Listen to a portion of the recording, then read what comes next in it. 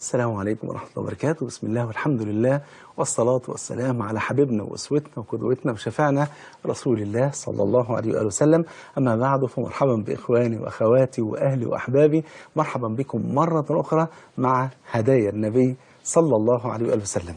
حقيقة كل يوم بنشوف هدية النبي قدمها لواحد من الصحابة، وبنتمنى أن كل واحد فينا يكون مكان الصحابي دوت عشان يفوز بهدية النبي صلى الله عليه وسلم.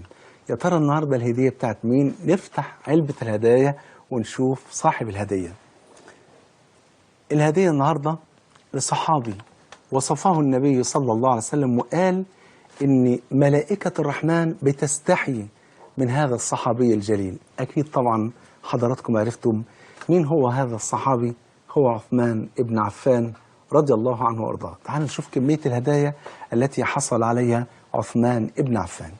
أول هدية، الحديث اللي رواه البخاري ومسلم، إن النبي صلى الله عليه وسلم كان طلع فوق جبل أحد هو وأبو بكر وعمر وعثمان، فاهتز الجبل فرحا بقدوم النبي صلى الله عليه وسلم وقدوم أبي بكر وعمر وعثمان، فإذا بالحبيب المصطفى صلى الله عليه وسلم يقول له: أثبت أحد فإنما عليك نبي أو صديق أو شهيدان. تخيل حضرتك بقى لما النبي يقول عليك نبي وصديق وشهيدان، النبي هو النبي والصديق هو أبو بكر والشهيدان عمر وعثمان. فبشر النبي صلى الله عليه وسلم عمر بالشهادة وبشر عثمان بالشهادة في سبيل الله سبحانه وتعالى. الهدية الثانية كما ورد في الحديث اللي رواه البخاري ومسلم عن أبي موسى الأشعري رضي الله عنه وعن الصحابة أجمعين، بيقول: في يوم من الأيام سألت عن النبي صلى الله عليه وسلم فقالوا لي دخل بئر أريس. بئر أريس كان بئر كده في بستان في مزرعة كده جميلة، وكان النبي يحب يخش البئر ده كتير جدا، ويخش يقعد جوه ويشرب من مية البير دوت، ويقعد أحيانا وينزل رجليه كده على طرف البئر ويقعد كده يشم شوية الهواء الجميلة اللي موجودة في البستان دوت. فدخل أبو موسى الأشعري فوجد النبي على نفس الهيئة قاعد كده على طرف البئر ومنزل رجليه صلى الله عليه وسلم على البئر. طبعا رجليه مش طايله الميه، لكن هو حاطط رجليه جوه وحاسس بقى بالهواء الجميل والجو الجميل ده. وبعدين ابو موسى الاشعري قال: والله لاكونن بواب رسول الله صلى الله عليه وسلم، اقف كده على الباب عشان ما حدش يخش يزعج النبي صلى الله عليه وسلم. شويتين طرق الباب، فابو موسى الاشعري قال: من؟ قال: ابو بكر. قال: انتظر. فراح استاذن للنبي صلى الله عليه وسلم، قال له: يا رسول الله ابو بكر. قال: ائذن له وبشره بالجنه. فأذن له وقال له: رسول الله يأذن لك ويقول بشره بالجنة. فأبو بكر تبسم وحمد الله. شويتين طرق الباب، فمين؟ قال له: عمر بن الخطاب. طبعا أبو بكر دخل وراح قاعد جنب النبي صلى الله عليه وسلم على البئر كده وراح مدلد رجليه برضه. شويتين عمر بن الخطاب قال: أذن له وبشره بالجنة، فراحوا وبشروا بالجنة. رجع عمر وراح قاعد جنب النبي على يساره وراح منزل رجليه برضه في البئر. شويتين الباب خبط، فقال: من؟ قال: عثمان. قال: انتظر. راح قال للنبي، قال: أذن له وبشره بالجنة على بلوى تصيبه. يا الله، اللي هو ايه؟ اللي هو ان هو الحصار الدار والقتل والفتنة التي حدثت في مقتل سيدنا عثمان رضي الله عنه وأرضاه. فقال له رسول الله: يبشرك بالجنة مع بلوى تصيبه. قال: الله المستعان. ودخل عثمان وجلس أمام النبي صلى الله عليه وسلم، حتى أولها سعيد بن المسيب بقبورهم. قد مات النبي صلى الله عليه وسلم، دفن هكذا، وعن يمين أبي بكر وعن يسار عمر، وفي البقيع أمام النبي صلى الله عليه وسلم عثمان ابن عفان رضي الله عنهم أجمعين. دي كانت البشرة الثانية، أن النبي صلى الله عليه وسلم، يبقى الأولى أنه بشره بالشهادة، والثانية أنه بشره بالجنة. الثالثة أن النبي صلى الله عليه وسلم بشره أنه هو من العشرة المبشرين بالجنة، وده كان الرجل رقم 3 في العشرة المبشرين بالجنة. قال النبي صلى الله عليه وسلم كما عند الترمذي بسند صحيح: أبو بكر في الجنة، عمر في الجنة، عثمان في الجنة، علي في الجنة، إلى آخر العشرة المبشرين بالجنة. فكانت البشرة الثالثة أنه من العشرة المبشرين بالجنة. الهدية الرابعة لسيدنا عثمان بن عفان، إن النبي صلى الله عليه وسلم أخبره، وده اللي احنا صدرنا بيه الدرس الليلة دي، إن النبي أخبره بأن ملائكة الرحمن تستحي منه. الله. القصة باختصار إن النبي كان عند أمنا عائشة، وكان متكئا وكان كاشفا عن رجليه صلى الله عليه وسلم. فجأة استأذن أبو بكر فدخل، والنبي صلى الله عليه وسلم ما زال على حاله. تكلم أبو بكر وخرج. استأذن عمر والنبي وما زال على حاله. تكلم وخرج. فلما استأذن عثمان قال النبي: انتظر. فجلس النبي صلى الله عليه وسلم وسوى ملابسه ثم اعتدل جالسا. فدخل عثمان بن عفان وتكلم ثم خرج. فقالت أمنا عائشة: يا رسول الله، استأذن أبو بكر واستأذن عمر فلم تهش لهما. ولما دخل عثمان بن عفان جلست وسويت ملابسك قال يا عائشة أما أستحي من رجل تستحي منه ملائكة الرحمن. الله، شوف المعنى الجميل ده، رجل بتستحي منه ملائكة الرحمن سبحانه وتعالى. لكن أنا بعتبر أن من أعظم الهدايا التي فاز بها عثمان بن عفان، وكان ممكن نعملها فزورة بس لازم نقولها دلوقتي، لازم نقول الإجابة بتاعتها، أن عثمان بن عفان زوجه النبي صلى الله عليه وسلم من ابنته رقية، فلما ماتت رقية زوجه النبي صلى الله عليه وسلم من ابنته أم كلثوم فسمي بذي النورين.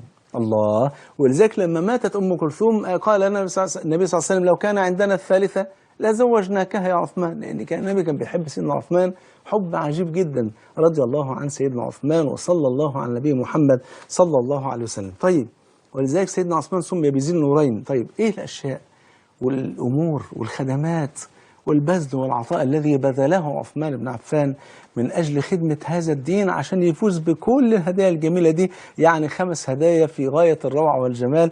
ربنا بس يغنمنا بس هدية واحدة منها، إن احنا نكون من أهل الجنة. قولوا آمين، اللهم آمين يا رب العالمين.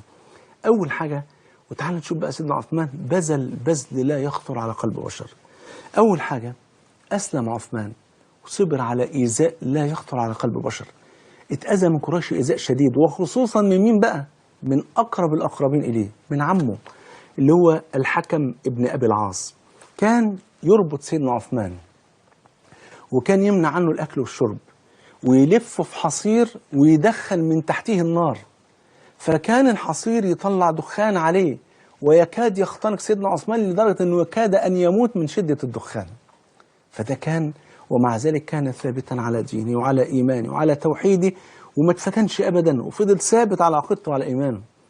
الحاجة التانية، إنه من كتر الأذى اللي اتأذاه هاجر هو وبنت النبي صلى الله عليه وسلم اللي هي رقية رضي الله عنها وأرضاها، سافر وهاجر هو ورقية إلى الحبشة، وفضلوا هناك فترة طويلة جدا. ترك الديار والأوطان وترك صحبة النبي صلى الله عليه وسلم، وضحى بكل شيء عشان يحافظ على دينه وعلى إيمانه، وعشان كان خايف على بنت النبي صلى الله عليه وآله وسلم. الحاجة الثالثة، إن هو شهد كل الغزوات مع النبي صلى الله عليه وسلم. ما فيش غزوة لم يحضرها عثمان بن عفان إلا غزوة واحدة، اللي هي غزوة بدر. إيه السبب؟ سبب بسيط جدا. عثمان بن عفان لما ندب النبي صلى الله عليه وسلم الصحابة للخروج في يوم بدر، وما كانش راح يقاتل، كان راح يحصل على العير، وانقلب الأمر إلى قتال بين المشركين وبين المسلمين. لكن النبي صلى الله عليه وسلم بعدما تجهز عثمان بن عفان عشان يخرج مع النبي صلى الله عليه وسلم، أمره النبي صلى الله عليه وسلم بأن يجلس ما يخرجش للقتال. ليه؟ عشان رقية بنت النبي صلى الله عليه وسلم كانت مريضة مرض شديد جدا، هتعرفوا دلوقتي إن هو كان مرض الموت.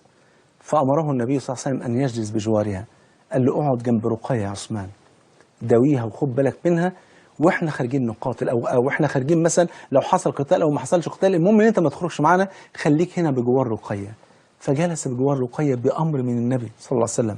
فلما عاد النبي من الغزوة، من غزوة بدر منتصرا صلى الله عليه وسلم، وجد ان رقية ماتت رضي الله عنها وارضاها. فإذا به صلى الله عليه وسلم يعطي عثمان نصيبه من الغنائم ويعده كأنه حضر بدر، كأنه من أهل بدر رضي الله عنه وارضاه. يبقى عثمان بن عفان شهد كل الغزوات مع النبي عليه الصلاة والسلام إلا بدر بأمر من النبي صلى الله عليه وسلم. إيه البذل اللي بذله بقى تاني عثمان؟ لما راحوا المدينة، لما هاجروا من مكة إلى المدينة، وصلوا المدينة يا جماعة، مفيش مكان ممكن يشربوا منه مية حلوة إلا بئر. البئر ديت كان بيملكها رجل يهودي. الرجل اليهودي ده كان بيغلي المية على المسلمين، المسلمين مش عارفين يشربوا مية، كل ما يعوزوا مية يقول لهم مثلا الدلو مثلا بدرهم او بكذا او مش عارف ايه، فكانت المية غالية جدا، وكان الموضوع فيه مشقة جامدة. محتاجين مية يغتسلوا، محتاجين مية يتوضوا، محتاجين مية يشربوا، محتاجين عشان الطبيخ، محتاجين حاجات كتيرة جدا، محتاجين عشان ينظفوا البيت. فالمية محتاجين مية كتيرة، والراجل بيغلي عليهم المية. فما كان من عثمان بن عفان الا انه راح للرجل اليهودي ده، قال له اتباع لي، كان اسمها بئر روما، قال له اتباع لي بئر روما. قال له ابيع لك نصها، ما اقدرش ابيع لك البئر كلها. قال له طب اشتري نصها ازاي؟ قال له يعني انت تدفع نص ثمنها، وانت البئر ديت تبقى بتاعتك يوم، واليوم الثاني بتاعتي انا. يعني لو يوم السبت البئر دي ملكك انت، تشرب منها وتشرب اللي انت عايزه وتبيع المية زي ما انت عايز، يوم الحد دي بتاعتي انا، يوم الاثنين بتاعتك، يوم الثلاث بتاعتي، وهكذا. فاشتراها منه عثمان بن عفان ب12,000 درهم، وقال للمسلمين البئر ملك لكم في يوم كذا وكذا وكذا، الأيام متقسمة. فكان المسلمين أذكياء، كانوا يشربوا وياخدوا المية اللي هم عايزينها في اليوم دوت ويخزنوا لليوم التاني عشان ما يشتروش من اليهودي. فاليهودي يلاقي نفسه ما بيبيعش مية ولا بيكسب ولا بيعمل أي حاجة، فقال لا طب أنا خلاص كده البئر بالنسبة لي ملهاش لازمة عندي. فراح عارض نصها التاني على عثمان بن عفان. فراح عثمان بن عفان اشتراها ب8000 درهم، يعني كده يعتبر اشترى البئر قد ايه؟ ب20,000 درهم علشان يسقي المسلمين. لا والله العظيم لا تستغربوا، عشان تعرفوا بس رقة المسلمين ورقة قلوب المسلمين، وخصوصا أصحاب سيد المرسلين صلى الله عليه وسلم. سيدنا عثمان بن عفان قال لهم البئر ديت وقف لله، يشرب منها المسلم وغير المسلم. اليهودي يشرب منها اليهودي، لو في نصراني يشرب منها النصراني، لو في أي حد اللي عايز يشرب. البئر قد جعلتها لله سبحانه وتعالى. من ضمن الأشياء التانية الجميلة اللي عملها توسيع المسجد النبوي. كيف تم ذلك وكيف حدث ذلك وماذا صنع عثمان بن عفان؟ ده اللي احنا هنعرفه بعد فاصل قصير. صلى على الحبيب. بهديا حبيب.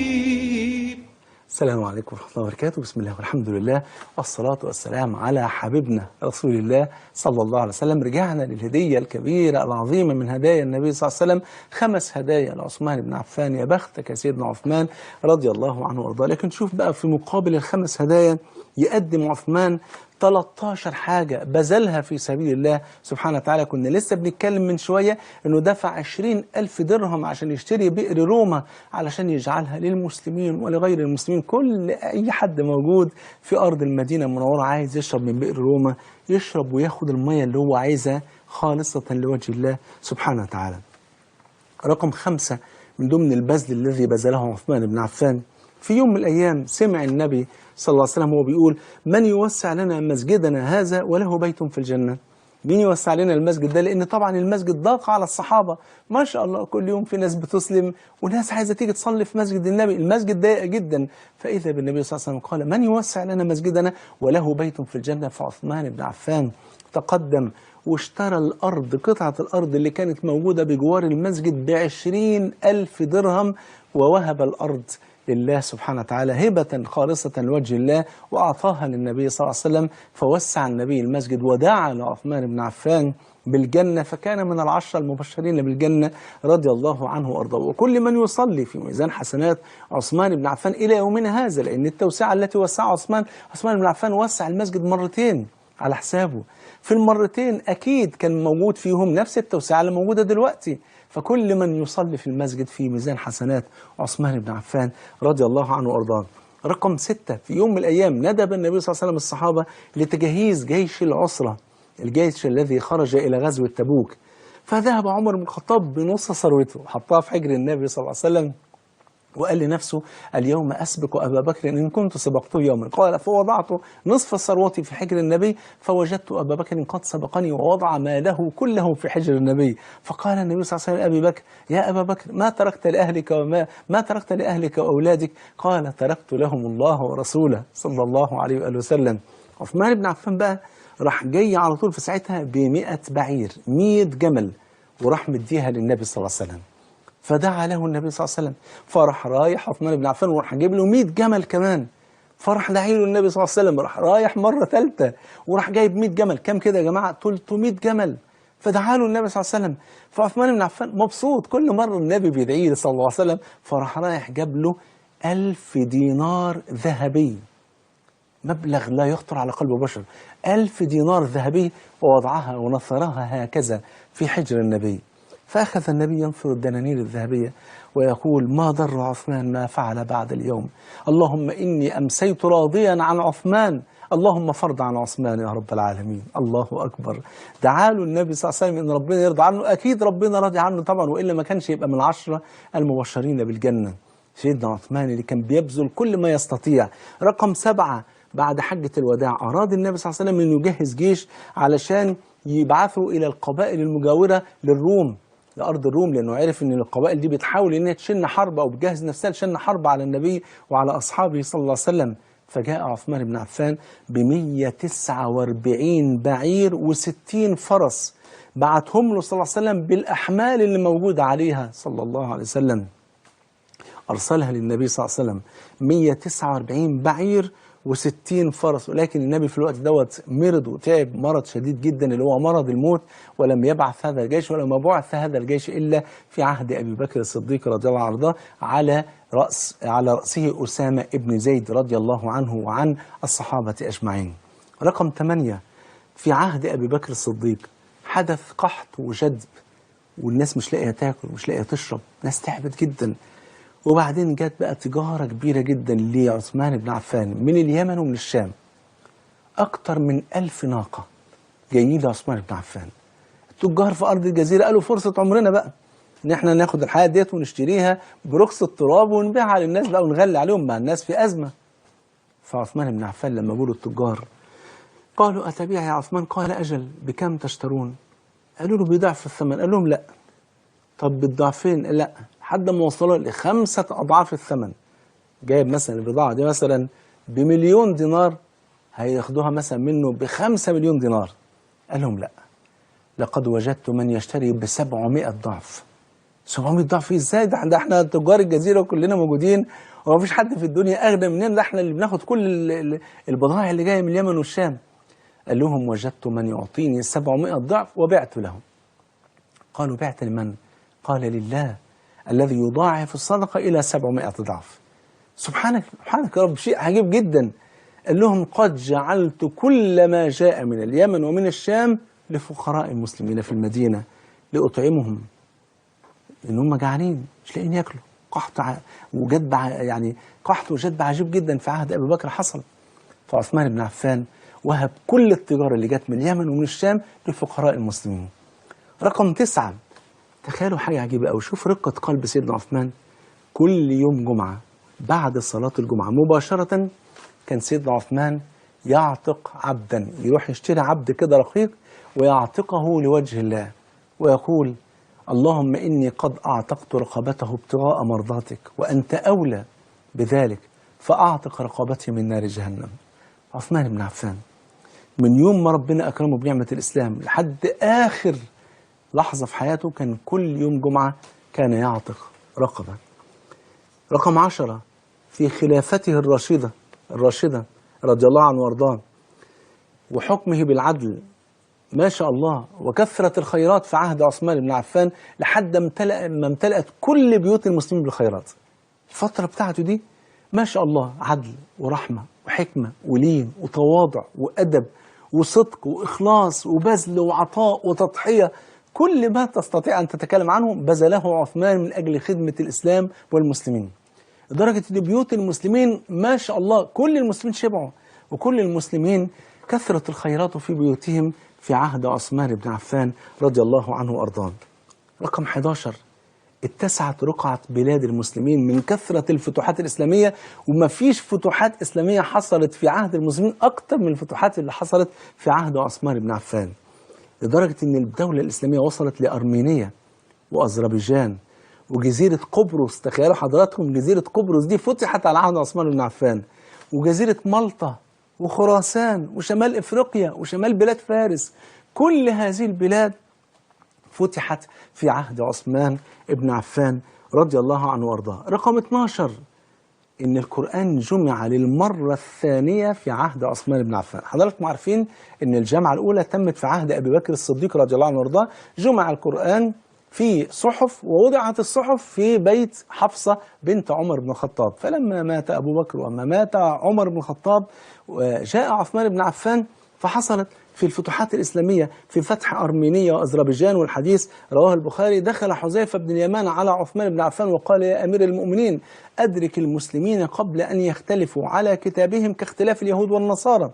لحسن خلاص كان القرآن نزل على 7 أحرف، ففي الفتوحات الإسلامية اختلط الناس مثلا اللي في المدينة بالناس اللي في العراق، والناس اللي في العراق اختلطوا بالناس اللي في الشام. أهل العراق بيقرأوا بقراءة، وأهل الشام بيقرأوا بقراءة، وأهل مصر بيقرأوا بقراءة، وأهل الجزيرة بيقرأوا بقراءة، كل واحد منهم بيقرأ بقراءة، وأهل المغرب بيقرأوا بقراءة.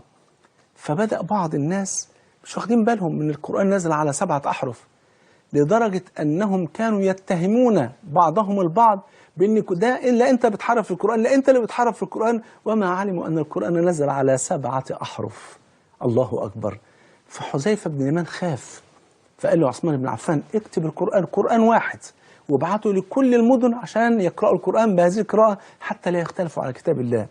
فجمع عثمان مصحفا واحدا هو المصحف العثماني، وأرسل به إلى جميع البلدان وإلى جميع القرى والمدن والبلدان، وقال واحرقوا ما دون ذلك واقرأوا من هذا المصحف. هو المصحف ده اللي يعمم على كل البلاد حتى لا يختلف الناس في كتاب الله سبحانه وتعالى. عثمان بن عفان ضرأ فتنة عظيمة جدا، كاد المسلمون أن يختلفوا على كتاب الله، فكان عثمان سببا في جمع المسلمين على مصحف واحد. رقم 13 ودي آخر حاجة، إنه عثمان بن عفان في عهده بقى ضاق المسجد النبوي بالمسلمين، فراح موسعه التوسعة الثانية على حسابه ومن ماله الخاص رضي الله عنه وأرضاه. 13 حاجة بذلها عثمان من أجل خدمة دين الله سبحانه وتعالى. حضرتك بذلت حاجة واحدة لخدمة هذا الدين، بذلت حاجة واحدة لخدمة سنة النبي صلى الله عليه وسلم، بذلت حاجة واحدة لخدمة دينك وبلدك، بذلت حاجة واحدة لخدمة الإسلام والمسلمين. اقعد فكر، كل واحد فينا أكيد ربنا إداله موهبة يقدر يخدم بها الإسلام والمسلمين، علشان لما نيجي يوم القيامة ونقف بين إيدين النبي صلى الله عليه وسلم على حوضه الأنور صلى الله عليه وسلم نقول له يا رسول الله أنا بذلت كذا علشان أبلغ دعوتك يا رسول الله، وفلان وأنا بنيت مساجد يا رسول الله عشان الناس تصلي فيه، والثالث وأنا يا رسول الله طبعت كتب على حساب عشان أوصلها للمسلمين، والرابع وأنا دليت الناس على الخير، والخامسة وأنا اتحجبت واشتريت حجابات عشان ألبسها للمسلمات واستر المسلمات. في يوم القيامة لما نقدم الخير دوت، نيجي يوم القيامة ناخد الهدية اللي مستنيينها، نشرب من حوض النبي ومن إيد النبي صلى الله عليه وسلم، ثم يأخذنا الحبيب المصطفى لندخل الجنة في صحبة الحبيب صلى الله عليه وسلم. سبحانك اللهم وبحمدك أشهد أن لا إله إلا أنت أستغفرك وأتوب إليك. نلتقي غدا مع هدية أخرى إن شاء الله، وصلى الله على نبينا محمد وعلى آله وصحبه وسلم. أحبكم في الله، والسلام عليكم ورحمة الله وبركاته.